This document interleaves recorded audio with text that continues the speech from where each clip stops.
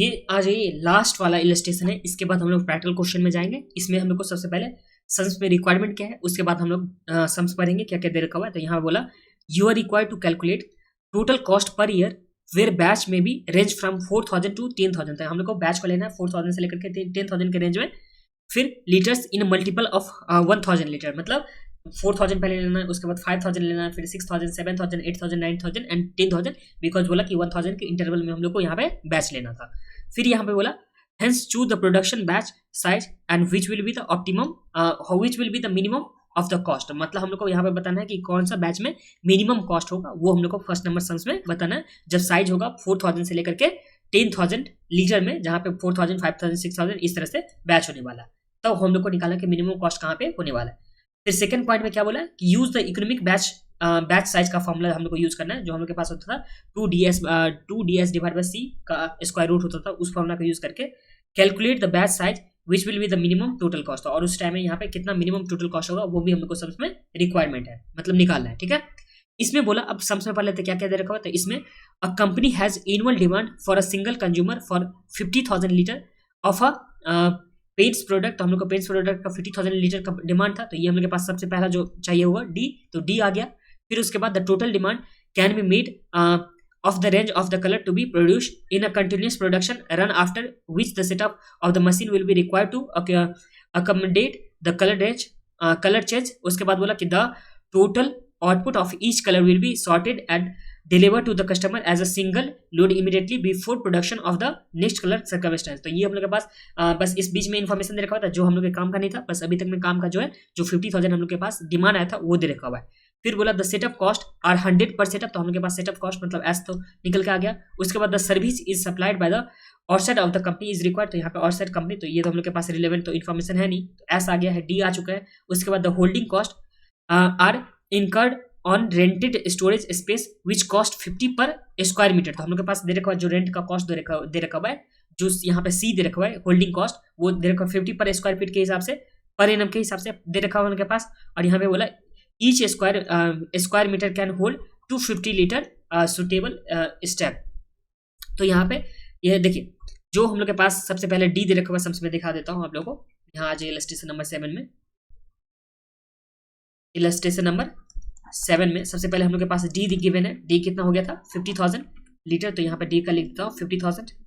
इसके बाद हम लोग के पास एस दे रखा हुआ 100 करके, तो यहाँ पे एस हो गया 100 करके। और उसके बाद जो हम लोग सी निकालेंगे, तो सी देखिए जो हम लोग के पास यहाँ पे दे रखा हुआ कि ₹50 लग रहा है, जो कॉस्ट हम लोग के पास यहाँ पे सी पे जो स्टोरेज का कॉस्ट लग रहा है वो ₹50, वो कितना यूनिट के लिए लग रहा है, तो हम लोग को 250 यूनिट के लिए लग रहा है। और यहाँ पे पर एनम का तो दे रखा हुआ है, और जब भी हम लोग सी निकालते थे पर यूनिट पर एनम निकालते थे, तो ये हम लोग को 1 यूनिट के लिए निकालना होगा, तो 1 यूनिट का हम लोग कैसे निकालेंगे, तो जो सी का हम लोग का कॉस्ट हो जाएगा ₹50 था, ₹50 था 250 यूनिट के लिए, तो 1 यूनिट का हम लोग के पास आ जाएगा। और पर एनम का तो गिवन नहीं है, तो ये इस केस में आ जाएगा 50 डिवाइड बाय 250 जब करेंगे, तो यहाँ पे 0.2 रुपीज 0.2 हम लोग के पास क्या आ जाएगा, कैरिंग का कॉस्ट आ जाएगा। उसके बाद डी भी हम लोग के पास है, एस भी है, तो सब कुछ हम लोग के पास गिवन ही है। अब हम लोग को डायरेक्ट क्या करना है, जो फर्स्ट काम था यहाँ पे कि 4000 से स्टार्ट करना है, और 10,000 तक का हम लोग को यहाँ पे बैच बनाने के बाद कितना इसका कॉस्ट होने वाला है और किस साइज में यहाँ पे मिनिमम कॉस्ट होगा, वो भी हम लोग को यहाँ पे बनाना है। तो चलिए बना लेते हैं। यहाँ पे आज ये स्टेटमेंट बनाते हैं। इसमें पहला जो यहाँ पे साइज जो होने वाला है वो यहाँ पे 4000, 5000, फिर यहाँ पे 6000, 7000, फिर 8000, फिर 9000, और लास्ट में जो साइज यहाँ पे होने वाला है वो यहाँ पे 10,000 का साइज होने वाला है। ठीक है, साइज का तो हम लोग पहले लिख चुके हैं। अब इसके बाद यहाँ पे सेटअप कॉस्ट कितना आने वाला है, तो यहाँ पे लिखते हैं सेटअप कॉस्ट। और सेटअप कॉस्ट हम लोग कैसे निकालेंगे, तो देखिए एनुअल जो रिक्वायरमेंट है हम लोग के पास वो कितना है 50,000, तो यहाँ पे हम लोग के पास आ गया एनुअल रिक्वायरमेंट।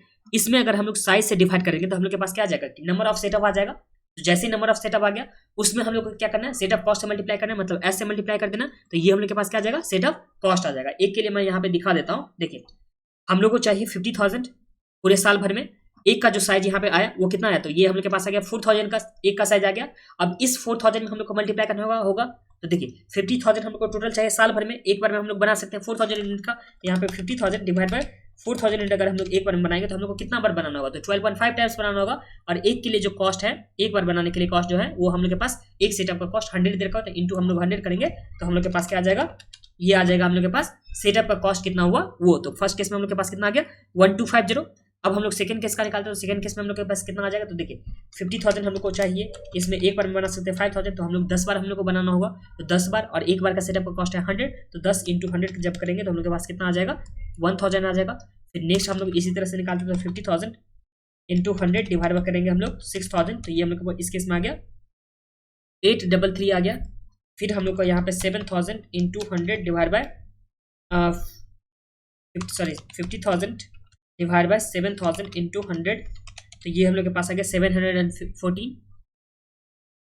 फिर यहाँ पे 50,000 इसमें डिवाइड करेंगे हम लोग किससे से, यहाँ पे डिवाइड करेंगे हम लोग 8000 से, जो साइज दे रखा हुआ उस साइज में हम लोग मल्टीप्लाई करेंगे 100 से, तो हम लोग के पास आ जाएगा सेटअप कॉस्ट, जो इस केस में आ जाएगा 625। और यहाँ पे लास्ट से पहले यहाँ पे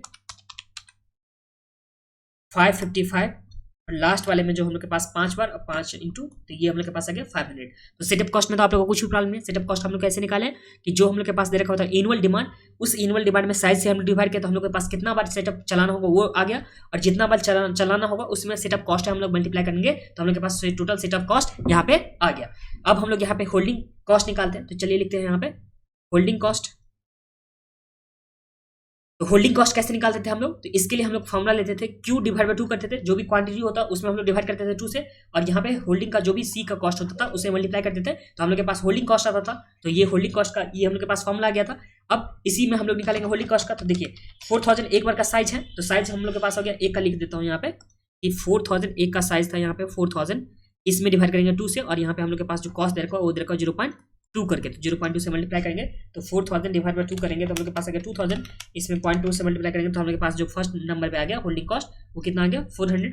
अब नेक्स्ट वाले से बना लेते हो, तो यहाँ पे 5000 को हाफ करेंगे तो 2500 इसका, फिर उसके बाद यहाँ पे कैरिंग कॉस्ट जो दे रखा है 0.2 दे रखा है, तो इसमें मल्टीप्लाई कर दीजिए 0.2 से। फिर नेक्स्ट का चलिए निकाल लेते हैं, तो 3000 इसमें मल्टीप्लाई करेंगे 0.2 से, तो ये हम लोग के पास आ गया 600। फिर 3500 में मल्टीप्लाई करेंगे 0.2 से, तो ये हम लोग के पास आ गया 700। फिर यहाँ पे 4000 में मल्टीप्लाई करेंगे 0.2 से, तो ये आ गया 800। फिर यहाँ पे 9000 में डिवाइड करेंगे 2 से और मल्टीप्लाई करेंगे 0.2 से, तो हम लोग के पास आ गया 900। फिर ये आ गया हम लोग के पास 1000। इसी के साथ हम लोग के पास यहाँ पे टोटल आ चुका है, सेटअप कॉस्ट भी आ गया, होल्डिंग कॉस्ट भी आ गया। तो हम लोग क्या कर सकते हैं यहाँ पे टोटल कॉस्ट में क्या होगा, सेटअप कॉस्ट भी ऐड होगा प्लस में होल्डिंग कॉस्ट भी ऐड होगा। तो फर्स्ट केस में कितना हो गया, तो ये हम लोग के पास आ गया 1650।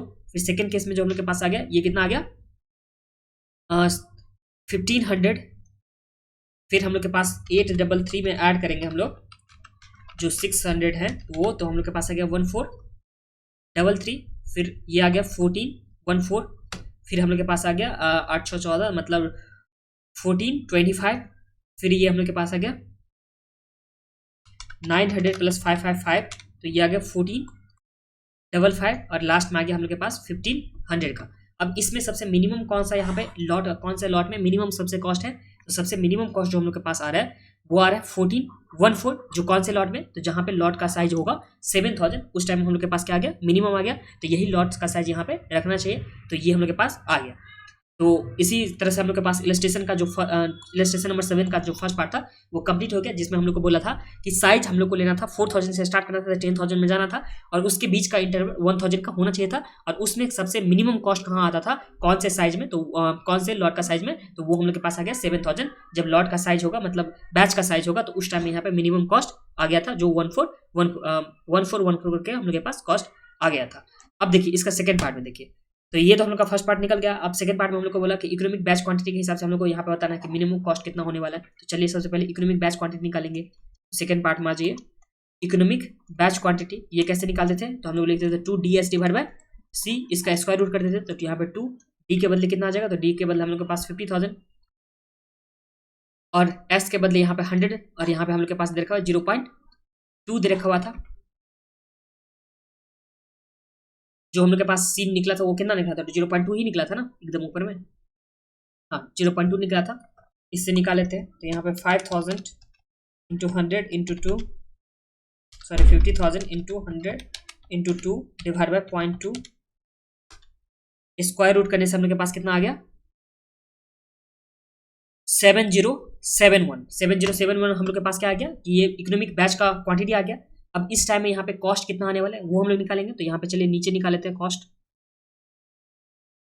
जो कॉस्ट आने वाला है इस टाइम में ये हम लोग के पास था using the economic batch quantity formula से calculate the batch size which will be minimum total cost which will minimum total cost. तो देखिए हम लोग को इकोनॉमिक बैच साइज ही निकालना था, यहाँ पे कॉस्ट नहीं निकालना था। कॉस्ट देखिए इकोनॉमिक बैच क्वांटिटी का मतलब क्या होता है कि जहाँ पे मिनिमम कॉस्ट होता था वही होता था। तो यहाँ पे इसी बैच पे सबसे मिनिमम कॉस्ट होगा जहाँ पे जो बैच का साइज होगा वो 7071 करके होगा। और इसी के साथ हम लोग के पास जो इलस्ट्रेशन नंबर कौन सा था 7 था वो कंप्लीट हो गया। अब हम लोग नेक्स्ट वाले वीडियो से देखने वाले हैं क्या, तो जो भी प्रैक्टिकल क्वेश्चन है वो हम लोग नेक्स्ट वाले वीडियो से देखेंगे।